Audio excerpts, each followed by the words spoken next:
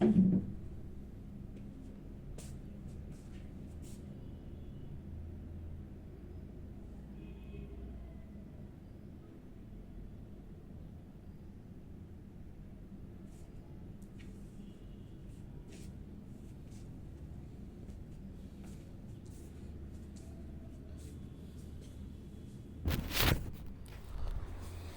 যে কত প্রকার আর কি কি হইতে পারে এটা এই ঠান্ডার মধ্যে যশোরে না আসলে বোঝা যাবে না।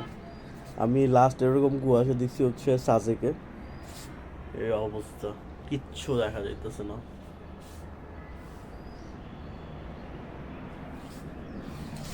আমি ঘুম থেকে উঠছি, উঠে হঠাৎ করে চিন্তা করলাম এখন টাইম হয়েছে হচ্ছে অলমোস্ট 8:30 বেজে গেছে, 8:20, কিন্তু তারপরও হচ্ছে এই অবস্থা।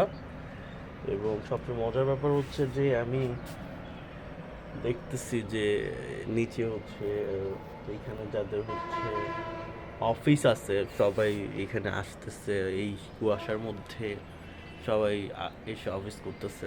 এটাও একটু ভালো লাগছে যে আসলে চাকরি ব্যাপারটা হচ্ছে এমন যে ঝড় বৃষ্টি তুফান যাই আসুক না কেন, যে অবস্থায় হোক না কেন, নির্দিষ্ট সময়ে কর্মসংস্থানে পৌঁছাইতে হবে।